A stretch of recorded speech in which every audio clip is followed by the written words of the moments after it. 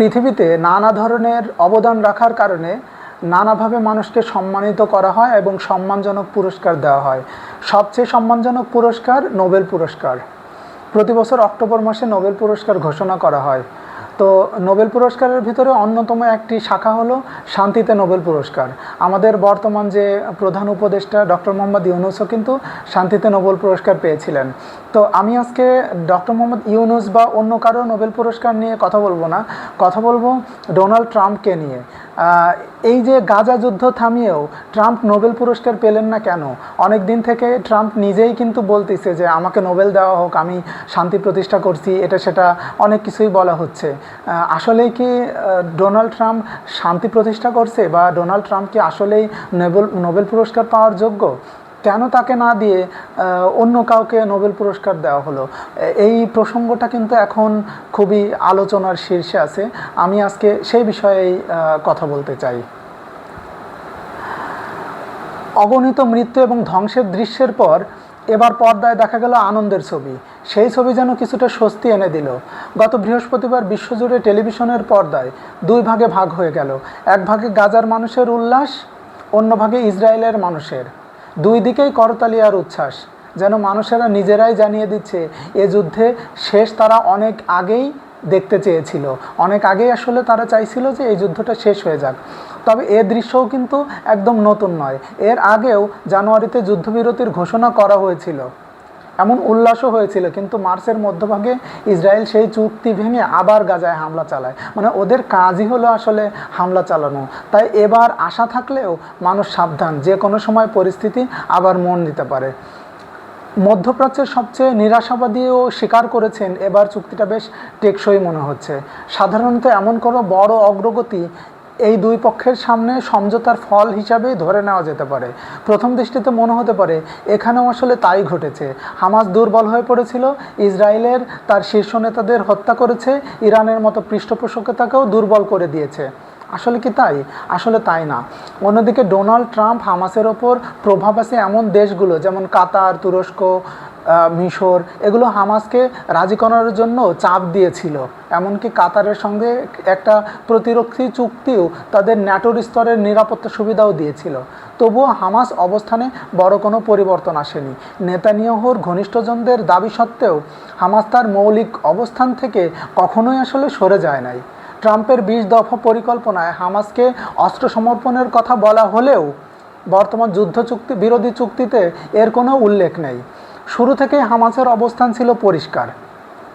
যদি ইসরায়েল ফিলিস্তিনি বন্দীদের ছাড়ে, গাজা থেকে সেনা প্রত্যাহার করে এবং যুদ্ধ বন্ধ করে, তাহলেই তারা জিম্মিদের মুক্তি দিবে।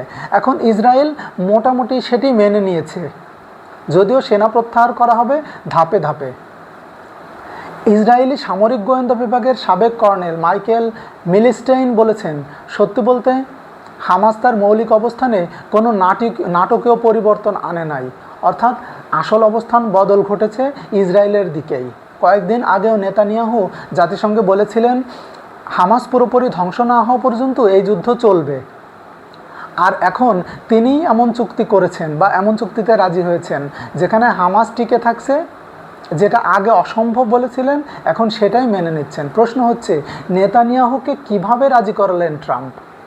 সোজা উত্তর, ট্রাম্প অবশেষে তার ক্ষমতার পূর্ণ ব্যবহার করলেন এবং যুদ্ধ থামাতে একদম চূড়ান্ত নির্দেশ দিলেন। তিনি স্পষ্ট করে জানিয়ে দিলেন তার ধৈর্যের সীমা শেষ। নেতানিয়াহু আর কারো কাছে যাওয়ার পথ খোলা ছিল না। গত 2 বছরে তিনি প্রাচীন মিত্র দেশগুলো যত ছিল সে পর্যন্ত গেছে, তাদের কাছে সহযোগিতা চাইছে। ফলে তার নির্ভরতা এখন কেবল ট্রাম্পের উপরেই নির্ভরশীল। অর্থাৎ ট্রাম্প ছাড়া তার আসলে কোনো গতি নেই। যুক্তরাষ্ট্রের প্রেসিডেন্ট যখন বললেন যুদ্ধ শেষ করতে হবে, তখন তার আর কোনো আসলে বিকল্প ছিল না। ট্রাম্প নেতানিয়াহুকে সরাসরি বলেছিলেন ইসরায়েল পুরো বিশ্বের বিরুদ্ধে যুদ্ধ করতে পারে না। কথাটা তো আসলেও তাই। শুধু হামাসের বিরুদ্ধে যুদ্ধ করলেও ইসরায়েলের আসলে এমন ক্ষমতা নেই যে সে পুরো বিশ্বের বিরুদ্ধে যুদ্ধ করবে। বিশ্লেষকদের মতে 9 সেপ্টেম্বর দোহায় হামাসের আলোচনাকারী দলের ওপর ইসরায়েল ব্যর্থ হামলায় ট্রাম্পের ধৈর্য শেষ করে দেয়। ট্রাম্পকে সে বিষয়ে আগেভাগে কিছু জানানো হয় নাই, অথচ হামলাটা হয়েছে কাতারের ভূখণ্ডে। কাতার হলো সেই দেশ যে দেশ ট্রাম্পের ব্যক্তিগত বন্ধু ও ব্যবসায়িক অঙ্গীকার। ট্রাম্প তো আপনারা জানেন যে শুধু আমেরিকার একজন প্রেসিডেন্টই না, আমেরিকার বর্তমান প্রেসিডেন্টই না, সে একজন বিখ্যাত বিজনেসম্যানও, সে কিন্তু এমনিতেই ধনকুবের মানুষ। তো মনে রাখতে হবে কাতার ট্রাম্পকে নতুন প্রেসিডেন্ট বিমান বা এয়ারফোর্স ওয়ান উপহার দিয়েছিল, ফলে কাতার ইসরায়েলে হামলাকে ট্রাম্প ব্যক্তিগত অপমান হিসেবে আসলে নিয়েছিল, যেন কোনো মাফিয়া বসের সহযোগীর ওপর হামলা চলেছে এবং বস নিজে দেখিয়ে দিতে চান সব কিছুর কলকাঠি আসলে তার হাতে। ট্রাম্প তো আসলে সেরকমেরই বস। ট্রাম্প যুদ্ধে থামানোয় আগ্রহী হওয়ার আরও একটা কারণ আছে। ট্রাম্প লক্ষ্য করেছেন খোদ ইসরায়েলের রাস্তায় বিক্ষোভ বেড়ে যাচ্ছে, মানুষ যুদ্ধের অবসান চায়। বিশ্বের নানা প্রান্তে ইসরায়েলে গাজায় ধ্বংসযজ্ঞের বিরুদ্ধে ক্ষোভ জেগে উঠেছে এবং ইভেন আমেরিকার নিউ ইয়র্ক সহ অন্যান্য শহরেও কিন্তু এই ধরনের বিক্ষোভ দেখা দিয়েছে। আমাদের বাংলাদেশেও এরকমের আমরা অনেক বিক্ষোভ করছি। সোহরাওয়ার্দী উদ্যানে তো বিশাল একটা সমাবেশ হয়েছিল, আপনাদের নিশ্চয়ই মনে আছে। তো কি হলো, ট্রাম্প যুদ্ধ থামানোর আগ্রহী হওয়ার এই যে কারণটা, অর্থাৎ গাজা ধ্বংসযজ্ঞের বিরুদ্ধে সারা পৃথিবীব্যাপী যে প্রতিবাদ মিছিল হচ্ছে বা ক্ষোভ জেগে উঠতেছে, এটা ট্রাম্প বুঝলেন এখন যদি তিনি যুদ্ধবিরতি ঘটাতে পারেন তবে তার ভাবমূর্তি অনেকটাই উজ্জ্বল হবে। এমনিতে তো ট্রাম্পের আসলে ভাবমূর্তি বলে কিছু নেই, আর যদি এই ভাবমূর্তি উজ্জ্বল করতে পারে, এটিকে তার নোবেল পুরস্কার পাওয়ার সবচেয়ে বড় সুযোগ বলে মনে করেছে সে নিজে, আসলে মনে করেছে। কিন্তু নোবেল পুরস্কার তো আর এত অল্প সময়ে, অক্টোবরে নোবেল পুরস্কার ঘোষণা হচ্ছে আর সেপ্টেম্বর বা অক্টোবরেই শান্তি চুক্তি করলেন, সেইটা এফেক্টিভ হবে না। এফেক্টিভ হওয়ার জন্য একটা নির্দিষ্ট সময় লাগে, সেই সময়টা তো আপনাকে দিতে হবে। সব মিলিয়ে একজন মার্কিন প্রেসিডেন্ট হাতে যে বিশাল ক্ষমতা থাকে, ট্রাম্প সেটি এবার পুরোপুরি কাজে লাগাইছে আর ফলও মিলল।